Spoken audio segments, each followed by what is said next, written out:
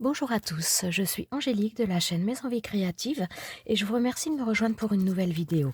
J'ai envie d'utiliser donc ces tampons, je vous les avais présentés. Les derniers que je vous avais présentés, c'était ceux-là, donc de la boutique Alina Craft.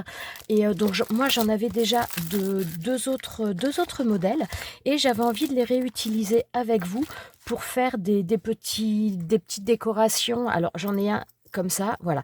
Donc celui-ci, je l'ai monté en porte-clés directement. Mais voilà, donc ça fait des petites choses comme ça. Alors comme vous voyez, la taille, alors celui-ci, c'est celui-ci.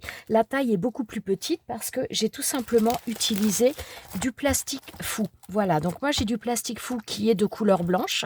Donc on peut en trouver un petit peu dans toutes les couleurs, des transparents ou autres. Celui-ci est de la marque Artemio.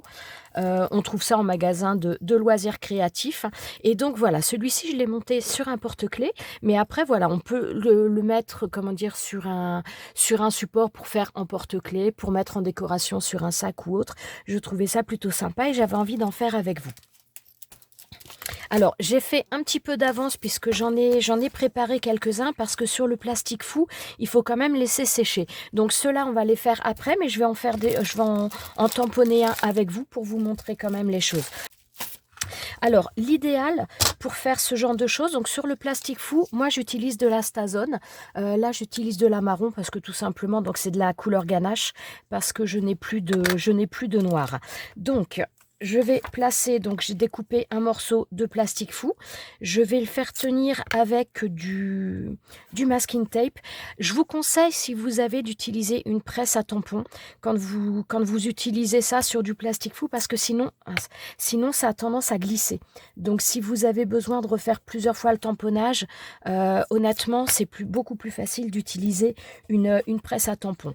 Moi, j'ai mis en dessous un petit papier de silicone parce que des fois, certains tampons sont, comment dire, il manque un petit peu d'épaisseur et donc des fois c'est un petit peu plus compliqué de faire passer d'avoir un beau tamponnage.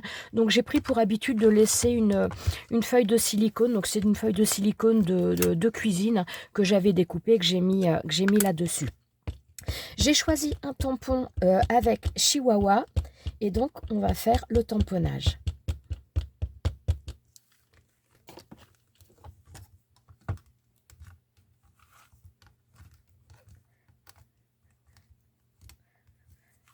Hop. Voilà, vous voyez, là, le tamponnage n'est pas super fait, bien fait partout. Donc, le fait d'utiliser la presse à tampon, c'est franchement bien pratique.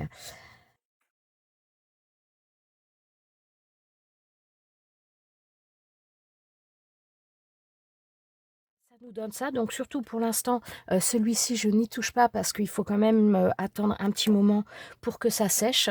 Donc celui-ci, voilà, je vous ai montré comment je faisais au niveau du tamponnage.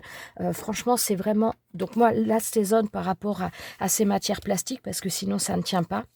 Et surtout, je vais bien laisser sécher. Je vais dire, j'ai quelque chose. Non, c'était un poil. Donc, voilà pour celui-ci. Alors, je vais nettoyer le tampon. Alors, pour nettoyer les tampons avec la Stazone, j'utilise par contre systématiquement le nettoyant pour Stazone. Parce que sinon, c'est vrai que les autres nettoyants, ça nettoie un peu, mais ça... Enfin, même avec le nettoyant Stazone, ça laisse des marques. Faut pas se leurrer non plus. En tout cas, moi... voilà, ça laisse toujours un petit peu des marques sur les tampons. Mais je trouve qu'elle nettoie quand même, c'est un nettoyant qui nettoie quand même beaucoup mieux quand c'est cette encre-là. Alors le tampon que je viens de faire, c'est sur cette planche-là. Alors voilà, maintenant on va s'occuper de ceux-là. Donc ceux que j'ai fait, j'ai préparé les tamponnages, ils sont bien secs, mais je voudrais mettre un petit peu de couleur. Alors je crois que je vous avais déjà fait une vidéo où je mettais en couleur, notamment sur du plastique fou comme ça, et j'avais souvent tendance à utiliser les feutres à alcool. Et là, cette fois-ci, je vais utiliser tout simplement les pastels parce que je veux des couleurs, vous voyez, comme là, donc j'ai un marron, c'est une couleur assez douce, et là j'ai utilisé les pastels, et donc voilà, j'avais pas envie de mettre beaucoup de couleurs, mais donc je me suis dit que j'allais utiliser les pastels. Chose en principe, c'est pareil, le plastique fou, on le met au four pour se rétracter. Moi, je n'utilise pas, j'aime pas trop utiliser mon four alimentaire pour des loisirs créatifs, notamment. Avant, je faisais beaucoup de pâtes polymères et j'évite d'utiliser mon four. Et le plastique fou, c'est pareil, il n'y a pas besoin d'utiliser le four si vous ne voulez pas le faire. Moi, j'utilise tout simplement le pistolet à chaleur et vous allez voir que ça fonctionne très bien. Alors, Donc on a celui-ci. Alors celui-ci, eh bien, donc là, c'est un chien un petit peu à montagne des Pyrénées. Donc celui-ci, j'ai pas beaucoup de couleurs à mettre, puisqu'en règle générale, ils sont quand même blancs. Par contre, ce que je vais mettre, je vais essayer de mettre un petit peu de rose au niveau de la langue. Donc là, les pastels sèches que j'ai, elles viennent de chez Action, celles-ci. Et donc, je vais prendre, voilà, je vais gratter alors un petit peu de couleur. Ça va être relativement léger, hein. Et donc, je viens en mettre, ouais, là, ça marque même pas. Je vais en mettre tout simplement un tout petit peu sur la langue. Ah bah celui-là, pourquoi il veut pas du tout? Le marron avait bien pris, mais celui-ci, on dirait qu'il a un petit peu plus de mal. Non, ça va le faire.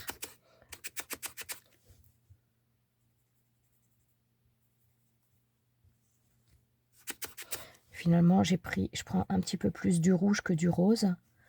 Enfin, je prends un peu un mélange des deux. Donc, j'utilise un coton-tige, là, tout simplement, pour le mettre de manière un petit peu plus précise. Sinon, souvent, j'utilise, pour les pastels sèches, j'utilise souvent les trucs de maquillage comme ça. Parce que je m'en sers pas en maquillage, enfin, je mets pas beaucoup. Donc, j'utilise ça souvent. Voilà, donc celui-ci, vous voyez, j'ai mis juste un tout petit peu de couleur au niveau de la langue. Et donc, c'est tout ce que je vais faire au niveau de la couleur pour celui-ci. Donc maintenant, par contre, je vais le découper et je vais faire tout simplement un trou pour venir y accrocher par la suite quelque chose. Alors, à savoir que c'est un plastique qui se rétracte. Donc, le trou, il faut le faire quand même suffisamment grand parce que sinon, pour vous donner un ordre d'idée, celui-ci, je l'avais fait avec la crocodile, le trou le plus gros. Et à la base, je voulais passer une chaîne. Bah, attendez, je vais vous montrer. Voilà, donc à la base, je voulais passer des chaînes comme ça. Eh bien, ça ne passe pas. Dans le trou avec la crocodile, le trou le plus grand, une fois que c'est rétracté, cette chaîne-là ne passe pas. Donc là, je vais voir un petit peu, puisqu'il n'y a pas. Pour certaines, je ne mettrai peut-être pas forcément de chaîne. Donc bon, on va voir. Alors ensuite, il faut couper un petit peu autour. Donc on peut le faire, entre guillemets, j'allais dire à l'arrache. On peut faire une forme n'importe comment. On peut se servir de gabarit en forme pour venir faire un petit peu la taille que l'on souhaite. Alors moi, par contre, ce que je vais commencer tout de suite, c'est faire un trou, voire même plusieurs trous voilà, pour faire mon attache. Alors, vous voyez, là, je fais quelque chose d'assez grand parce que sinon, ce sera vraiment trop petit. Voilà. Et donc maintenant, tout simplement, j'ai pas l'intention de donner une forme bien particulière. Je vais faire quelque chose de plus ou moins arrondi.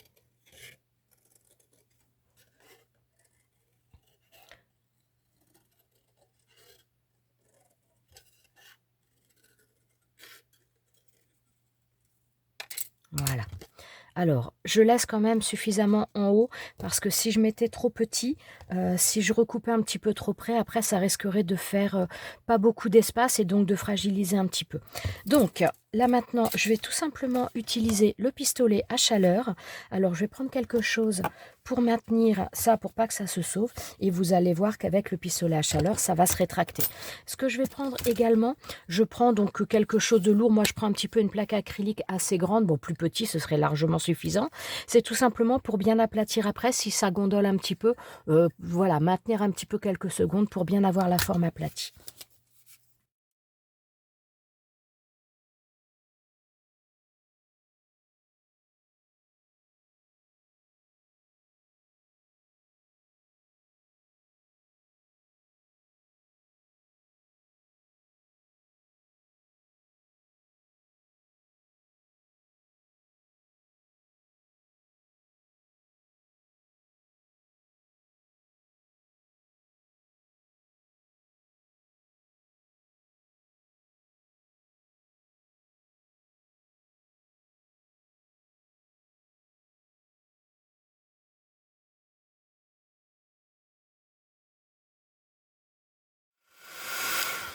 Voilà.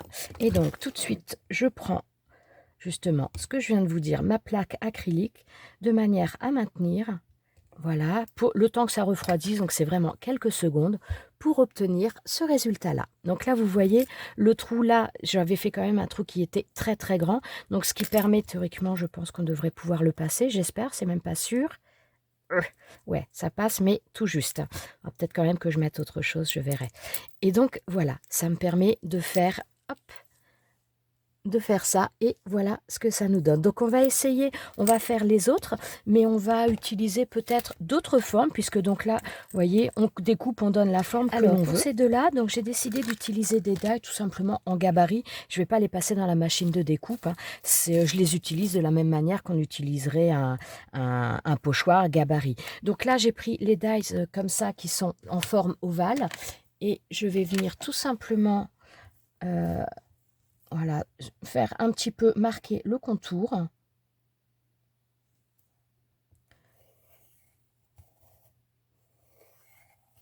Voilà.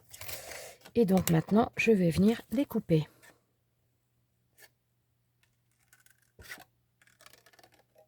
Alors, tout à l'heure, je l'ai fait à main levée, mais voilà, si vous voulez donner une forme particulière ou un die en forme de cœur, par exemple, ou enfin, je dis un die parce que là, je m'en sers en gabarit, mais voilà, si vous avez un gabarit en forme de cœur ou autre, voilà, vous pouvez utiliser la forme qui vous plaît.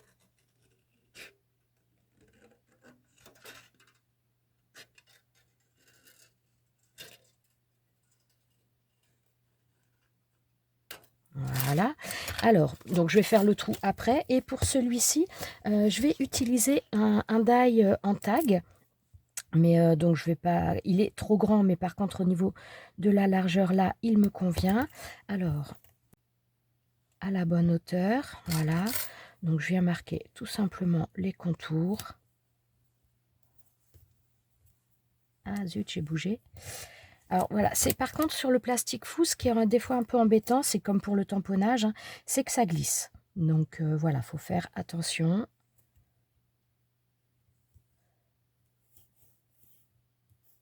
Voilà. Et donc pour le bas, eh bien tout simplement, je viens replacer. Voilà. Et donc je viens découper ça. Voilà. Alors, donc là maintenant, il faut que je vienne faire à nouveau ma perforation.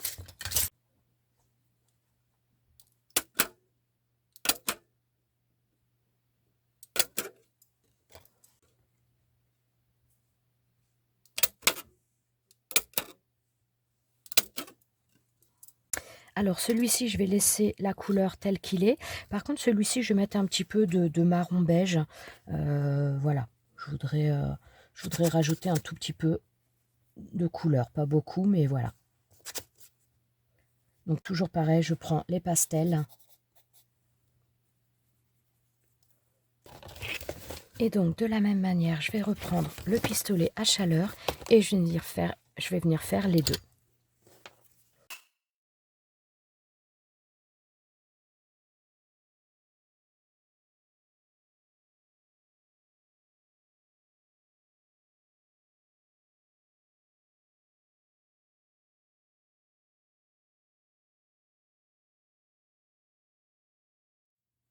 Et voilà ce que ça nous donne. On a celui-ci. Donc maintenant, je vais faire l'autre.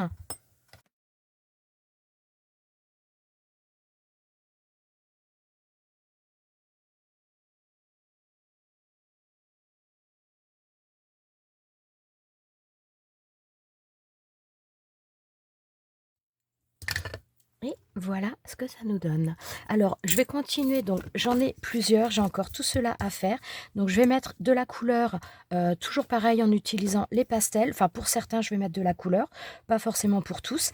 Et donc, je vais continuer ça de la même manière. Voilà, donc là, j'ai découpé toutes les derniers qui me restaient. J'ai découpé une forme que je voulais. Ça, c'est celui qu'on a fait ensemble au tout début. Donc, je le laisse un petit peu de côté quand même, qu'il continue à sécher. Je vais rajouter un tout petit peu de couleur, mais vraiment pas beaucoup parce que j'ai pas envie d'en mettre beaucoup. Mais je rajoute un tout petit peu de nuance de couleur sur certains. Et ensuite, je vais tous les faire rétrécir.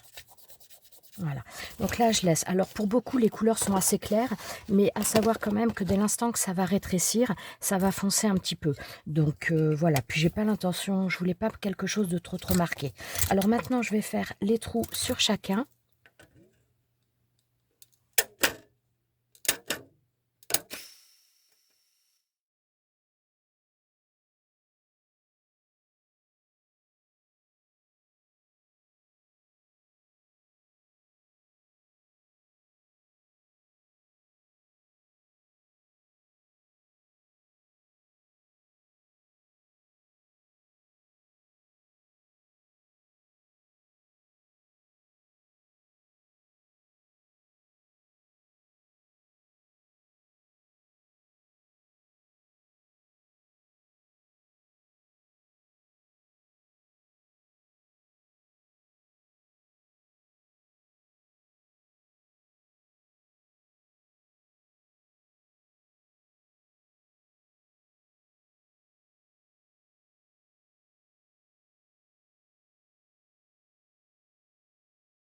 Alors voilà, là je les ai tous faits. Bon par contre celui-ci il a raté parce que quand il s'est plié sur l'arrière ça s'est collé, ça s'est un peu collé entre eux. Donc bon ça arrive de temps en temps. Donc celui-ci est raté. Mais voilà, les autres sont réussis. Alors je vais vous les remontrer un petit peu plus en détail. Et vous voyez, on ne voyait pas beaucoup la couleur quand ils étaient en format grand. Et une fois qu'ils sont rétrécis, une fois que ça s'est rétracté, la couleur elle ressort davantage. Donc voilà pour celui-ci. Donc ceux-là j'avais laissé la couleur telle que. La seule chose, c'est que celui-ci, j'avais mis avec un feutre à alcool, j'avais mis au niveau des yeux, mais très honnêtement, ça se voit quasiment pas. C'est faut être de très près, mais ça se voit. Si on le sait, on le voit, mais honnêtement, quelqu'un qui ne le sait pas, je pense qu'il verra pas du tout.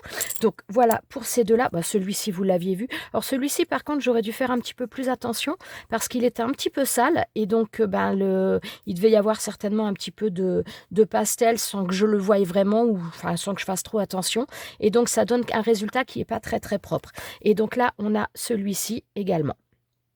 Donc voilà, maintenant il reste plus donc qu'à les monter, donc à les monter comme on veut, donc en comment dire sur une chaîne comme ça, on peut les monter sur un porte-clés, on peut les mettre. Alors attendez, je vais rechercher autre chose. Voilà, on peut les mettre également sur des anneaux comme ça, donc je vais d'ailleurs en mettre un dessus. Et donc après, on peut agrémenter, rajouter des petites choses. Enfin, je trouve que c'est plutôt sympa. Ça peut faire un petit cadeau bien sympa pour les détenteurs de chiens. Ça peut être, pourquoi pas mettre également sur le collier pour là. Donc moi, j'ai fait juste un tamponnage, mais on peut également, parce que c'est quand même très résistant, on peut faire un tamponnage. On peut également venir à écrire le prénom du chien et donc mettre ça, pourquoi pas, au collier.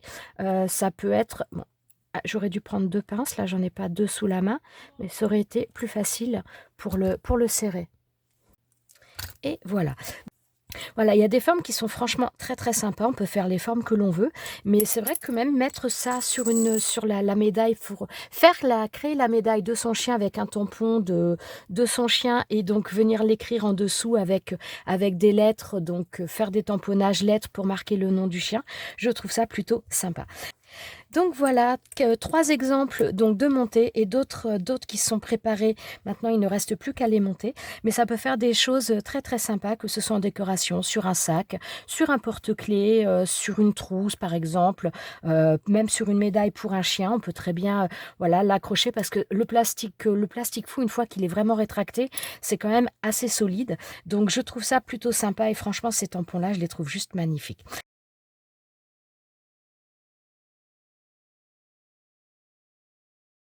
Donc voilà, j'espère que cette petite vidéo vous a plu, vous aura peut-être donné des idées de création. Je vous souhaite à tous une très bonne journée. Je vous remercie d'être resté avec moi jusqu'à la fin et je vous dis à bientôt pour une prochaine vidéo. Ciao, ciao!